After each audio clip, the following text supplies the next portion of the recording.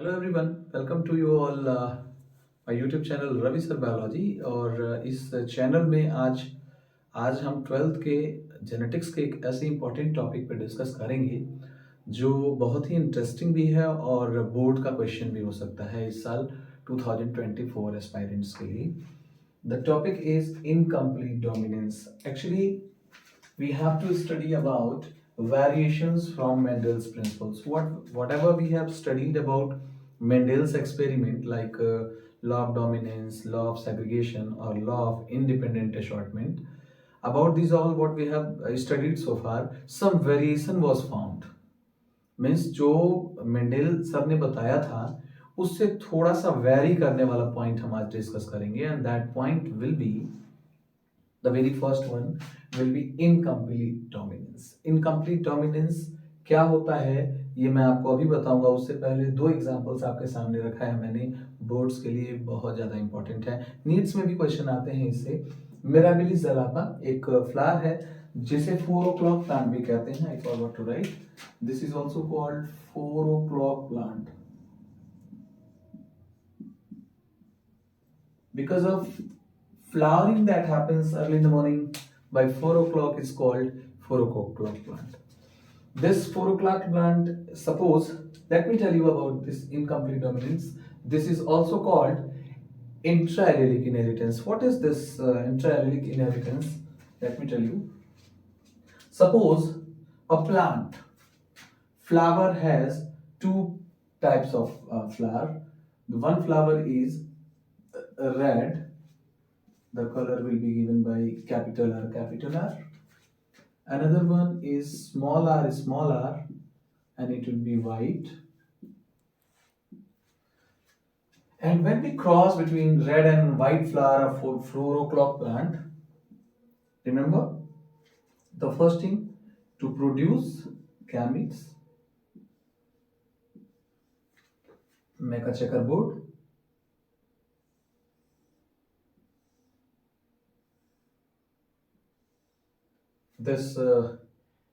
These two will be arranged here on this axis. These two will be arranged here on this axis.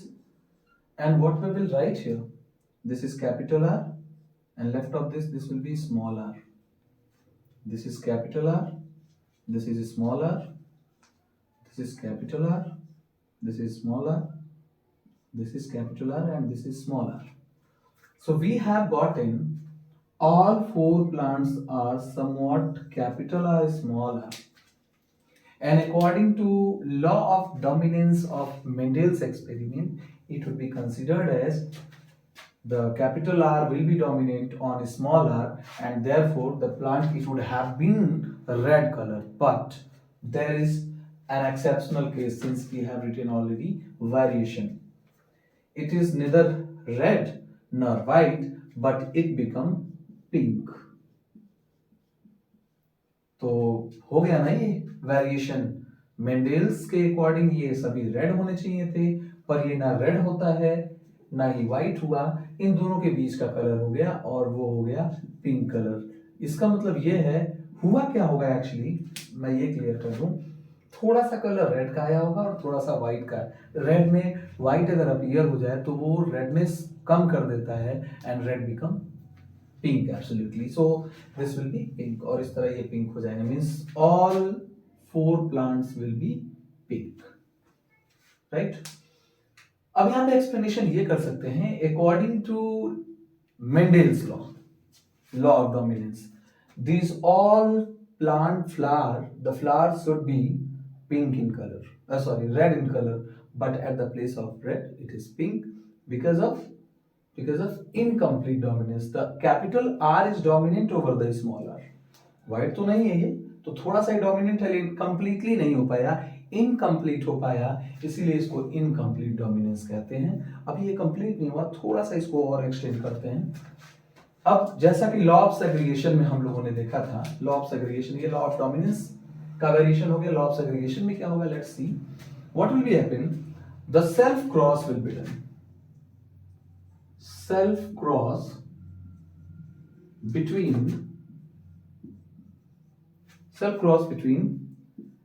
F1 plants F1 plants, ये F1 generation है ये, तो F1 plants का self cross होगा।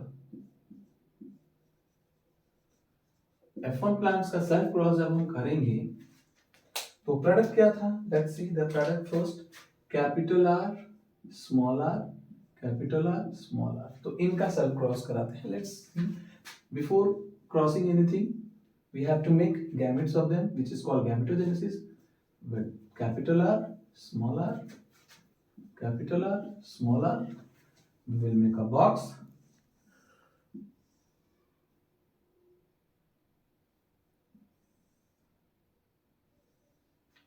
This will be here on this axis, this one will be here on this axis. We'll complete this checkerboard. Capital R यहाँ है, small R यहाँ है, कैपिटल आर भी यहाँ कैपिटल आर, ये capital are, दोनों capital are हो गया, ये स्मॉल आर और ये कैपिटल आर, तो ये कैपिटल आर स्मॉल आर, ऊपर कैपिटल आर है, ये स्मॉल आर है, तो यहाँ स्मॉल आर हो गया, स्मॉल आर स्मॉल आर। और इस तरह हमें 4 तरह के प्लांट मिले। एक हमें जो मिला है वो है कैपिटल आर, आर दोनों कैपिटल आर हैं, और एक मिला है capital R small R, capital R small R, और तीसरा मिला है दोनों के दोनों स्मॉल आर हैं। तो ये कैपिटल आर जो होगा यहां लिखते हैं, कैपिटल आर ऑफ कोर्स ये रेड होगा, ये capital R small R, capital R small R यहाँ पे पिंक है, मीन्स ये पिंक होंगे, और ये दोनों पिंक हो गए, और ये है स्मॉल आर, तो ये होंगे व्हाइट। क्रॉस हुआ था 2 पिंक प्लांट के बीच, दोनों के दोनों क्या थे, पिंक थे ना ये दोनों। The cross was held in between 2 pink plants and the result is red, pink and white.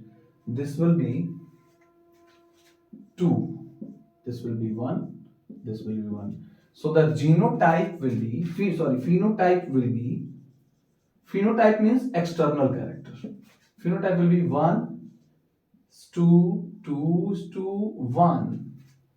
And what about genotype? Genotype is the same as well. 1:2, 2:1. So everything, phenotype and genotype, both the ratio are same. And this is the board's question. The board question is, in what type of inheritance the genotype-phenotype ratio is remain same? And this is nothing but we call it intra-allelic or incomplete dominance, which is considered a variation from Mendel's principle. एक बार फिर से देखते हैं हम लोगों ने क्या पढ़ा है। वेरिएशन, मेंडेल्स का जो भी एक्सपेरिमेंट थे उसमें क्या वेरिएशन, उसमें कुछ वेरिएशन भी था, उसको एक्सेप्ट किया गया, पर कुछ वेरिएशन भी देखने को मिले थे, उस वेरिएशन की स्टडी हमें करनी है। पहला एग्जांपल है इनकम्प्लीट डोमिनेंस, जिसको इंट्रा एलिलिक इनहेरिटेंस कहते हैं। इसको ऐसे देखें, मैंने 2 एग्जांपल्स लिखे हैं, एक 4 o'clock प्लांट जिसको मिराबिलिस ज़लापा कहते हैं, बोर्ड्स में मिराबिलिस ज़लापा हो सकता है वेट कर रहा हो आपका, और दूसरा है एंडालुसियन फाउल। ये दोनों एग्जाम्पल बहुत ही अच्छे एग्जाम्पल हैं। एंटीराइनम भी हो सकता है, एक और एग्जाम्पल देखिए मुझे याद आ गया, another example will be antirrhinum.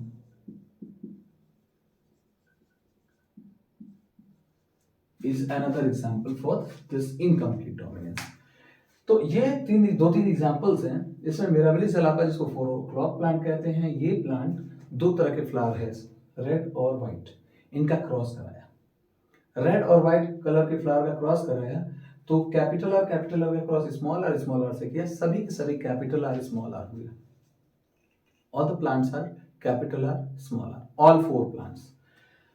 तो वो according to law of dominance capital R dominant होना चाहिए स्मॉल आर पे, और कैपिटल आर का कैरेक्टर आ जाना चाहिए, मीन्स इसे रेड हो जाना चाहिए सारे फ्लावर्स। लेकिन सारे के सारे फ्लावर्स रेड नहीं हुए, ना ही व्हाइट हुए, वो सभी के सभी पिंक हो गए। हुआ क्या, कैपिटल आर स्मॉल आर पे डोमिनेंट तो हुआ पर कंप्लीटली नहीं हुआ। कंप्लीट होता तो रेड हो जाता, कंप्लीट नहीं हुआ, थोड़ा सा हुआ, इनकम्प्लीट हो गया, इसीलिए इसको इनकम्प्लीट डोमिनेंस कहते हैं, सभी के सभी पिंक हो गए। तो यहाँ पे लॉ ऑफ डोमिनेंस का वेरिएशन हो गया। यहाँ पे देखिए यहाँ पे जब इसका सेल्फ क्रॉस कराएंगे, मतलब कैपिटल और स्मॉल आर का क्रॉस इसी जनरेशन के किसी दो प्रोडक्ट का क्रॉस कराएंगे, तो ये कराया यहाँ पे दोनों के दोनों पिंक कलर फ्लावर लिए, जो F1 जनरेशन का प्रोडक्ट था लिया, फिर गैमेट फॉर्मेशन किया, इनका क्रॉस कराया, तो एक हमें रेड कलर फ्लावर मिला, दो हमें पिंक कलर मिले और एक हमें व्हाइट कलर मिला, और इस तरह तीन के तीन प्लांट्स हमें मिले, जीनोटाइप 1 to 1, फिनोटाइप भी 1 to 1 हो गया। और इससे ये एक क्वेश्चन डेवलप हो गया कि जीनोटाइप फिनोटाइप कौन से इनहेरिटेंस में सिमिलर होता है। ऐसे अगर आपको याद होगा तो मैं बता दूं, मेंडल्स लॉ ऑफ सेग्रीगेशन में क्या था, फिनोटाइप जो था वो फिनोटाइप था 3:1, अगर आपको याद हो, और जीनोटाइप था 1:2:1। ये जीनोटाइप ये था, पर फिनोटाइप 3:1 था। तो ये जीनोटाइप सिमिलर तो है पर फिनोटाइप सिमिलर नहीं है, इसीलिए दोनों के दोनों सेम है, और इसीलिए इस तरह के डोमिनेंस को इनकम्प्लीट डोमिनेंस कहते हैं। So this is all about the incomplete dominance. I hope I have made it very very easy for the board aspirants and the competitors as well. Thank you for watching. In the next video we will talk about the next variation about Mendel's experiment. Thank you.